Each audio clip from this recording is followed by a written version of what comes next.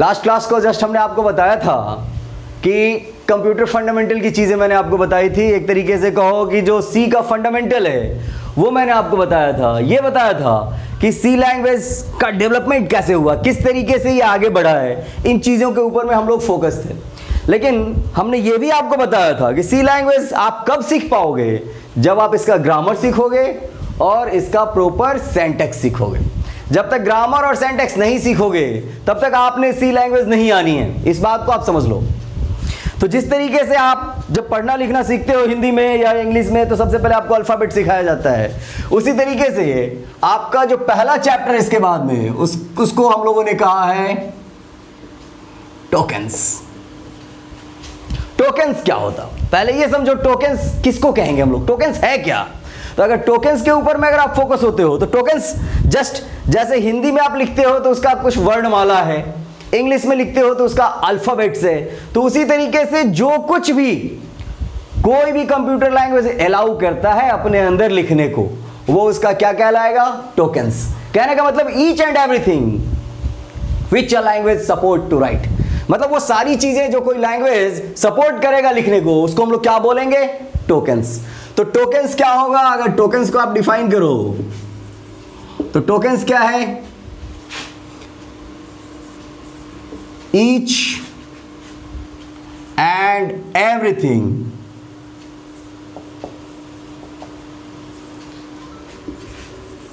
which allow a language to write।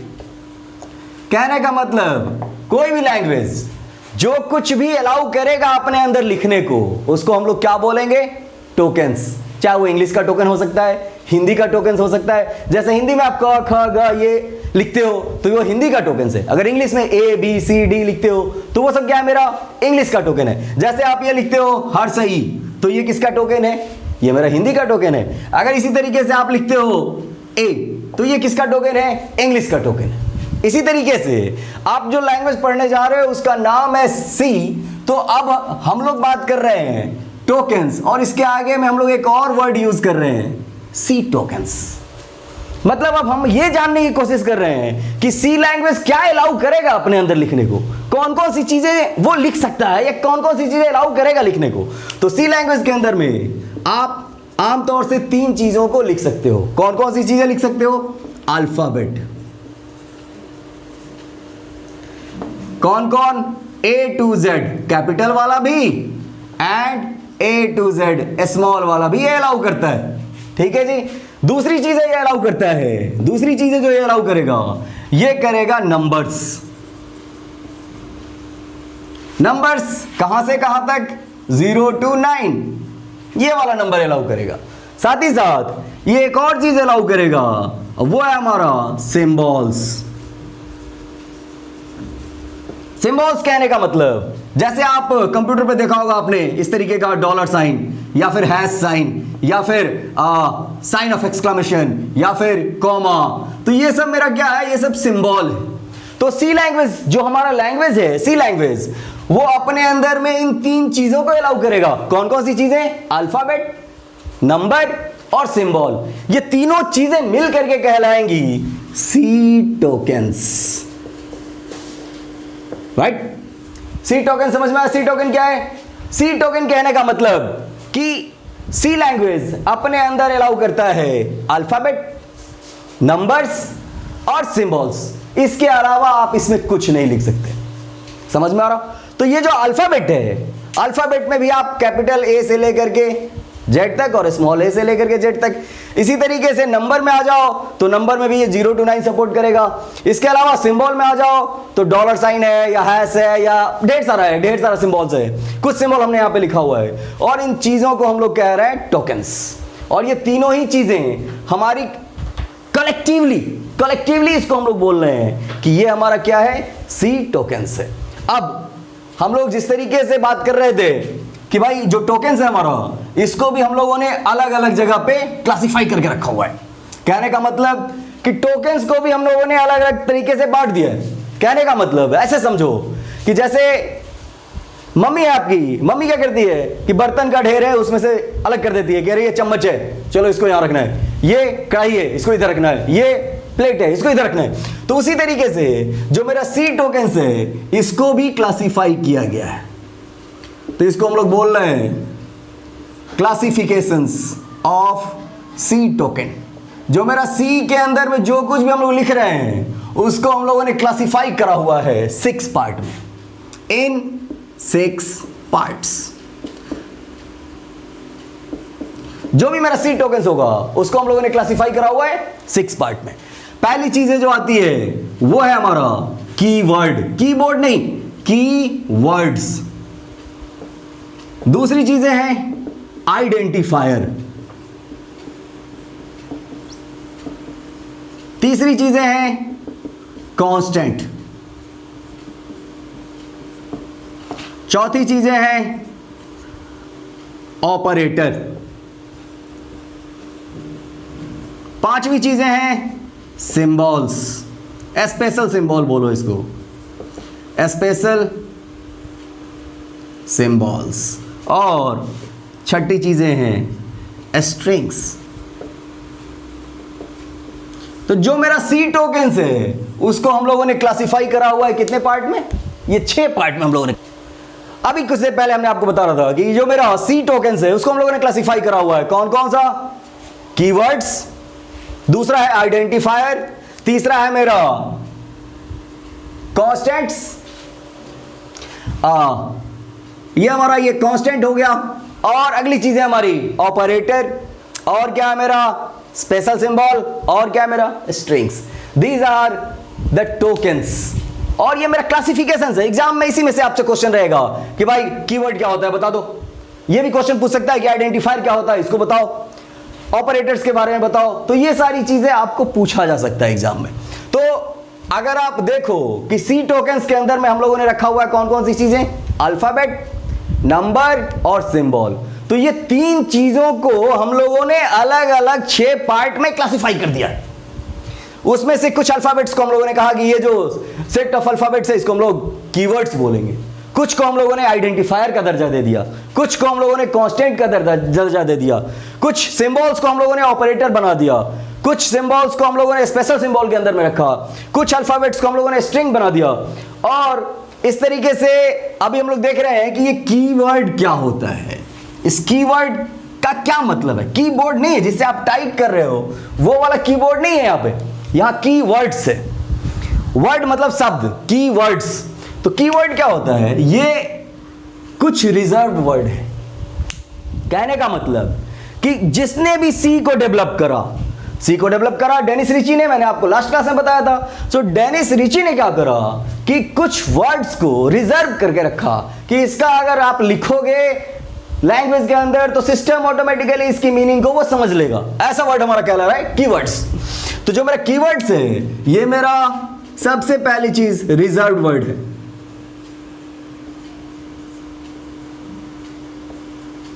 जैसे अगर आपको मैं बोल रहा हूं जाकर के आप एक पेन ले आओ, तो आप समझ रहे हो कि पेन का मतलब क्या होता है, क्या लाने को सर बोल रहे हैं। उसी तरीके से कुछ वर्ड है सी लैंग्वेज के अंदर में, अगर उस वर्ड को अगर हम लिखें तो सिस्टम ऑटोमेटिकली समझता है कि आखिर हमने करना क्या है।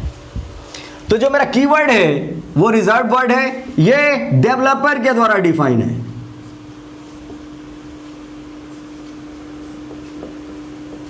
डेवलपर डिफाइंड है मतलब जिसने भी सी लैंग्वेज को डेवलप करा उसने कुछ वर्ड्स को रिजर्व करके रख दिया, इसलिए हम लोग बोल रहे हैं कि ये किसके द्वारा डेवलप डिफाइंड होगा? डेवलपर के द्वारा। और जो मेरा सी लैंग्वेज है इसके अंदर में 32 कीवर्ड्स आ रहे हैं, और इसका मीनिंग जो होता है सी वर्ड की जो कीवर्ड्स की जो मीनिंग्स है, मीनिंग ये ऑलवेज फिक्स होती है। मतलब एक प्रोग्राम में जो उसका मीनिंग होगा वही दूसरे प्रोग्राम में भी होगा। तो जो मेरा कीवर्ड है ये मेरा कुछ रिजर्व वर्ड है जिसका मतलब सिस्टम ऑटोमेटिकली समझता है।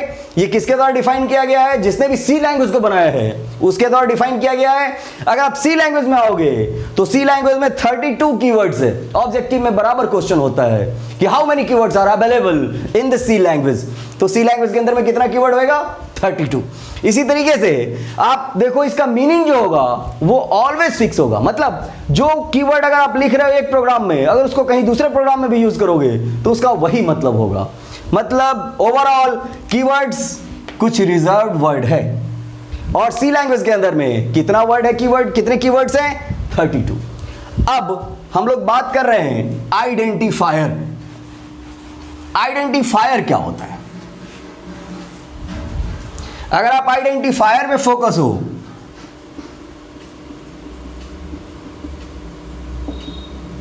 तो एक बात बताओ कि आपको भी आपके माता पिता ने आपका कुछ नाम दे दिया होगा पहचानने के लिए कि भाई ये मोनू है, ये सोनू है। क्यों ऐसा क्यों करा है? तो जो प्रोग्राम आप लिख रहे, जो आपका घर है, घर में आपको पहचानने के लिए आपको अपना एक नाम दे दिया गया है। उसी तरीके से जब आप कंप्यूटर प्रोग्रामिंग करोगे तो उसमें कुछ वेरिएबल का नाम दोगे और वो नाम आपके द्वारा दिया जाएगा, ना कि किसी प्रोग्रामर के द्वारा, जो ना कि किसी डेवलपर के द्वारा दिया जाएगा। तो जो भी आइडेंटिफायर है ये यूजर डिफाइंड होता है या फिर प्रोग्रामर डिफाइंड होता है। ओवरऑल ये समझो कि जो मेरा आइडेंटिफायर है ये किसी वेरिएबल का, किसी डाटा का, किसी फंक्शन का नाम हो सकता है। ठीक है जी। तो जो भी मेरा आइडेंटिफायर है वो आइडेंटिफायर किसके द्वारा डिफाइंड होगा? प्रोग्रामर के द्वारा। जैसे अगर आप मैथ बनाते हो तो मान लो, अगर आप मैथ बनाते हो तो मान लेते हो कि मूलधन बराबर x और लास्ट में ये x की वैल्यू निकाल लेते हो। तो जो आपने x डिफाइन किया वो मूलधन को वेरिएबल के रूप में दे दिया कि वो क्या है? मेरा x। तो आइडेंटिफायर क्या है? इसी तरीके का पहचान दे रहे हो, किसी डेटा का पहचान करने को उसका कुछ नाम दे रहे हो, और जो वो नाम दे रहे हो वो क्या है? आइडेंटिफायर। आइडेंटिटी से बना हुआ वर्ड है आइडेंटिफायर। तो आइडेंटिफायर क्या है? कुछ वर्ड्स है, कुछ वर्ड्स है जो कि प्रोग्रामर के द्वारा डिफाइन होगा प्रोग्राम में। किसके लिए? डाटा को पहचानने के लिए। ठीक है जी। तो आइडेंटिफायर क्या होगा? It is user defined word, basically it is used to give a data, variable,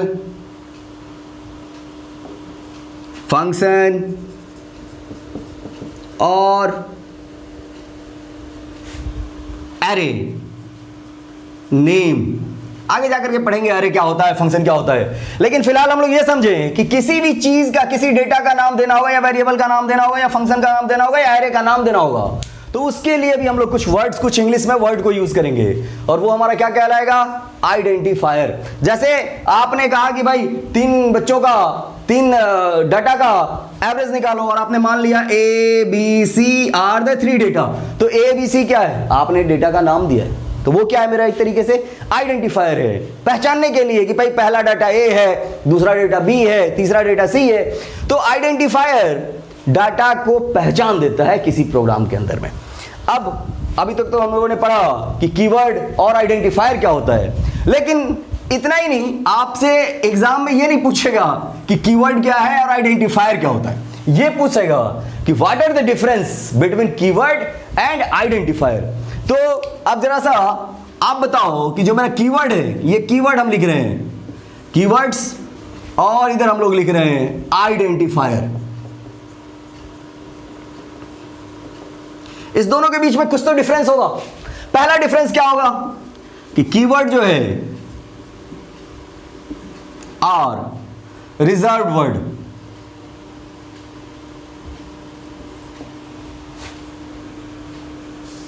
अगर आप आइडेंटिफायर की बात करो तो it is not reserved word.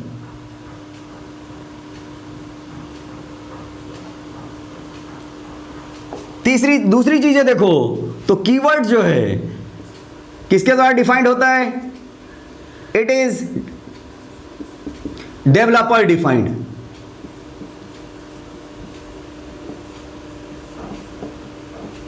ये किसके द्वारा डिफाइंड होता है? It is programmer defined. Programmer कहने का मतलब क्या? आप।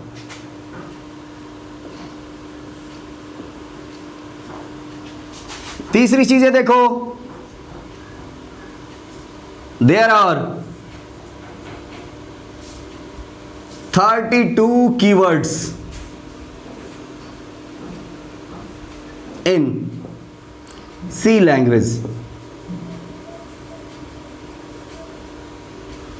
आइडेंटिफायर की बात करो तो इट इज मैसिव नंबर, या there are massive number of identifier.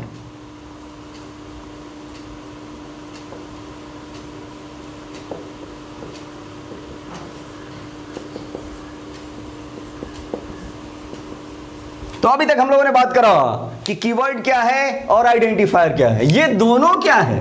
ये दोनों टोकन्स है. ठीक है जी.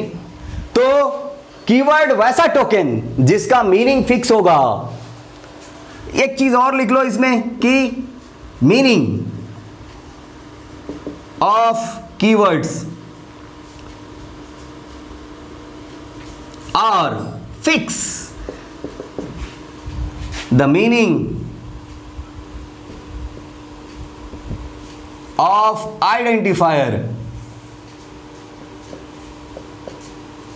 varies program to program.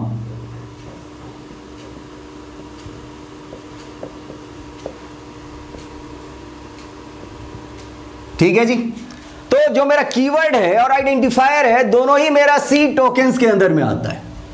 वैसा सी टोकन जो कि रिजर्व वर्ड है उसको हम लोगों ने कहा कीवर्ड, और जो रिजर्व वर्ड नहीं है उसको हम लोगों ने कहा आइडेंटिफायर. वैसा सी टोकन जो कि डेवलपर के द्वारा डिफाइंड है उसको हम लोगों ने कहा कि ये मेरा क्या है, कीवर्ड से. और वैसा सी टोकन जो प्रोग्रामर के द्वारा डिफाइंड होगा उसको हम लोग बोलेंगे कि आइडेंटिफायर है. वैसा सी कीवर्ड्स की संख्या 32 है, लिमिटेड है, और आइडेंटिफायर हमारा अनलिमिटेड है. इसी तरीके से आप देखो कि कीवर्ड का मीनिंग फिक्स होता है और आइडेंटिफायर का meaning program to program change होता रहता है. कहने का मतलब कि अगर आपने किसी प्रोग्राम में x माना है मूलधन, तो हो सकता है कि दूसरे प्रोग्राम में आप a मान लो मूलधन, हो सकता है. तो वो a वहां पे क्या है, मूलधन को बता रहा है, और दूसरे प्रोग्राम में x बता रहा है. मतलब हर जगह वो वेरी कर रहा है. तो वैसी चीजें क्या कहलाएगी, जहां वेरिएबल वेरी हो रहा है वो आइडेंटिफायर है. जहां फिक्स है मीनिंग वो हमारा क्या है, कीवर्ड से. ये चीजें मैंने आपको बताई कि कीवर्ड क्या होता है, आइडेंटिफायर क्या होता है. ये मस्ट इंपॉर्टेंट है. ये प्रोग्राम में, ये एग्जाम में बराबर पूछता है. आप पिछले साल का क्वेश्चन उठा करके देख लो, किसी भी सेमेस्टर का क्वेश्चन उठा करके देखो, आपको ये चीजें मिलेंगी ही मिलेंगी. कीवर्ड क्या है, आइडेंटिफायर क्या है. इंटरव्यू वगैरह में भी ये चीजें पूछी जाती है कि कीवर्ड्स और आइडेंटिफायर क्या है. एक चीज और कि जो मेरा प्रोग्रामिंग लैंग्वेज है उसमें हर प्रोग्रामिंग लैंग्वेज में अलग अलग तरीके के अलग अलग, मतलब लिमिटेड नंबर नहीं है, हर अलग अलग जगह पे अलग अलग कीवर्ड्स हैं. जो मेरा कीवर्ड यहाँ पे 32 आपको दिख रहा है, ये दूसरे लैंग्वेज अगर C++ में जाओगे तो वहां 64 है, जावा में जाओगे तो कुछ और मिलेगा. तो ये कीवर्ड हर लैंग्वेज के लिए अलग अलग है. और सी लैंग्वेज की बात करो तो यहां पे 32 कीवर्ड्स है. आज मैंने आपको कीवर्ड और आइडेंटिफायर के बारे में आइडिया दिया. अगली चीजें हम आपको नेक्स्ट क्लास में करेंगे. Thank you.